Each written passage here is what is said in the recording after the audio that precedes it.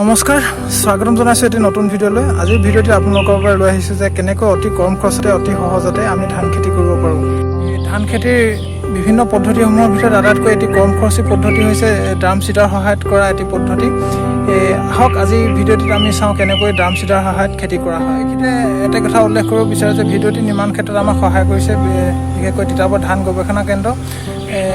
বিশেষকৈ ধন্যবাদ দিব লাগিব ৰাজীৱ চাহু ডাঙৰীয়া, তেখেতে যথেষ্টখিনি সহায় কৰিছে। লগতে ধন্যবাদ জনাব লাগিব apart Assam agri business and rural transformation project চমুকৈ এপাৰ্ট। এই ড্ৰাম চিটাৰ সহায়ত খেতি কৰিবৰ কাৰণে প্ৰথমতে আপোনাৰ মাটিডৰা ভালদৰে চহাই মৈ দি সমান কৰি ল'ব। দুটা পদ্ধতিত কৰা হয়, আপোনাৰ শুকানকৈ কৰিব পাৰে। শুকানকৈ কৰিলে এটা সমস্যা হয় কি যোৱা বছৰ যিটো ধান আপোনাৰ থাকি আহিছে সেইটো গজি যোৱা চান্স থাকে। যদি বোকা কৰি লয় তেতিয়া সেই ধানটো নষ্ট হৈ যায়, ফলত আপোনাৰ একে ধান পাবলৈ সক্ষম হ'ব। এইটোৱে হৈছে ড্ৰাম চিটাৰ। ইয়াত এনেকুৱা ধৰণৰ টেমা থাকে, এয়া দেখিছে এইটো টেমা। এয়া এনেকুৱা ধান ভৰাব লাগিব ইয়াত। এইবোৰ ধান অলপ গজালি ওলোৱা ধান ভৰালে হ'ব ইয়াত। তাৰপিছত সেইকেইটাতে এনেকৈ ভৰাই এইডাল হেণ্ডেল দেখিছে, এইডালত ধৰি টানিব লাগিব।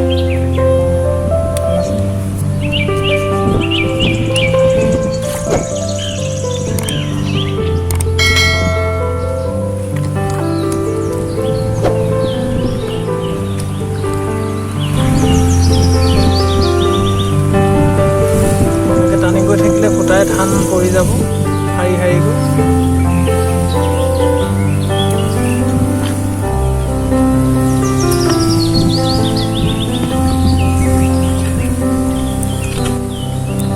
মৈ দি মাটিডৰা সমান কৰাৰ পিছতে মাটিডৰা এদিন ৰ'দত শুকাবলৈ দিব, নহ'লে বোকাৰ খেলবিলাকত ধানটো তললৈ গুচি যাব আৰু মাটিডৰাত ধান নগজিব। গছ তলৰ মাটি হোৱাৰ বাবে মই মাটিডৰা বিশেষ শুকুৱাব নোৱাৰিলোঁ, আপোনালোকে শুকুৱাই ল'ব। এনেদৰে এজন মানুহে অতি অনায়াসে এদিনত 20-25 বিঘা মাটি আৰামত বীজ সিঁচিব পাৰিব। ইয়াত কোনো ৰোৱনিৰ প্ৰয়োজন নহয় আৰু তুলনিৰ প্ৰয়োজন নাই। এই পদ্ধতিত সুবিধা আৰু অসুবিধা সম্পৰ্কে ক'বলৈ গ'লে ভিডিঅ'টি বহুত দীঘল হৈ যাব, সেইবাবে মোৰ ডেছক্ৰিপশ্যনত লিখি দিছোঁ, আপোনালোকে পঢ়ি চাব সুবিধা আৰু অসুবিধাসমূহৰ বিষয়ে। মেচিনৰ সহায়ত কেনেকৈ অতি কম খৰচতে ধান খেতি কৰিব পাৰি তাৰ ওপৰতো মই এটি ভিডিঅ' মোৰ চেনেলটিত আপলোড কৰি থৈছোঁ। আপোনালোকে চেনেলত গৈ নতুবা মোৰ ডেছক্ৰিপশ্যনৰ লিংকত গৈ ভিডিঅ'টি চাব পাৰে। প্ৰতিটো থোপাতে 3-4টাকৈ পৰি যায় এনেকৈ লাইন লাইনকৈ। ধানবিলাক পৰিছে নাই অলপ ধৰিবলৈ দিগদাৰ হয় বোকাত, সেয়েহে আপোনালোকক জুম কৰি দেখুৱাইছোঁ। মাটিটো যদি মৈ দি শুকুৱাই লয় তেনেহ'লে এনেকৈ ওপৰতে ধানটো থাকে। যদি বোকাত ঘেলটো থাকি যায় বেছিকৈ তেনেহ'লে এনেকৈ ক্ৰমান্বয়ে ধানটো তললৈ গৈ থাকিব, ফলত আপোনাৰ ধানটো নগজাৰ চান্সটো বেছি থাকে। সেয়েহে পৰাপক্ষত আপোনালোকে মাটিডৰা মৈ দিয়াৰ পিছত অলপ শুকুৱাই ল'বলৈ যত্ন কৰিব। নিজৰে খেতি পথাৰ যেতিয়া নিজেও অলপমান চেষ্টা কৰি চালোঁ আৰু পৰৱৰ্তী পৰ্যায়ৰ সকলো দৃশ্যাংশ এই লোকেশ্যনটোৰ পৰাই আপোনালোকক দেখুৱাবলৈ যত্ন কৰিম।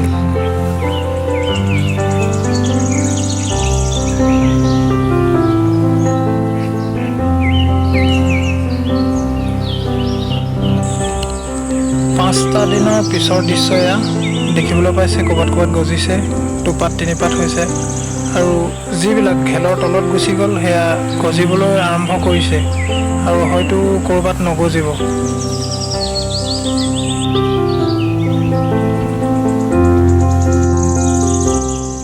এয়া দেখিবলৈ পাইছে এই ধান সিঁচা 15 দিনৰ পিছৰ দৃশ্য এয়া। ধান সিঁচাৰ পিছতে এদিন পিছতে বৰষুণে পাইছিলে আৰু বৰষুণত ধানবিলাক ইফাল সিফাল হ'ল, অলপ এই শাৰী শাৰী নহ'ল গছবিলাক। ক'ৰবাত ক'ৰবাত হৈছে শাৰী শাৰী, মাজে মাজে দুই এটা এয়া গছ ইফাল সিফাল হ'ল দুই এজোপা। ধান সিঁচা সম্পূৰ্ণ এমাহৰ পিছত পুনৰবাৰ আহি উপস্থিত হৈছে মোৰ খেতি পথাৰত। আহকচোন চাওঁ কেনেকুৱা হৈছে ধান গছবিলাক। সম্পূৰ্ণ এটা মাহৰ পিছৰ দৃশ্য এয়া। দেখিবলৈ পাইছে ধান গছবিলাক সুন্দৰকৈ বাঢ়ি আহিছে।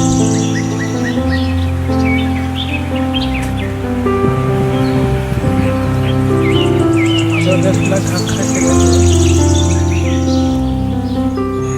ভিডিঅ'টি আপোনালোকে যিমান পাৰে সিমান ফেচবুক, হোৱাটছআপ আদিত শ্বেয়াৰ কৰি দিব, যাতে কৃষক বন্ধুসকল এই ভিডিঅ'টিৰ দ্বাৰা উপকৃত হয়। আৰু আপোনালোকে যদি প্ৰথমবাৰৰ বাবে মোৰ চেনেলটি ভিডিঅ' চাইছে, তেনেহ'লে চেনেলটি ছাবস্ক্ৰাইব কৰাৰ লগতে বেল আইকনটো দবাই অল বুটামটো টিপিবলৈ নাপাহৰিব। যিসকলে চেনেলটি ছাবস্ক্ৰাইব কৰিলে আৰু নিয়মিত ভিডিঅ'বিলাক চাই, তেখেতলোকলৈ থাকিল বহুত বহুত ধন্যবাদ। পুনৰ এটি নতুন ভিডিঅ' লৈ আপোনালোকক লগ পোৱাৰ আশাৰে আজিৰ ভিডিঅ'টি ইমানতে সামৰিছোঁ।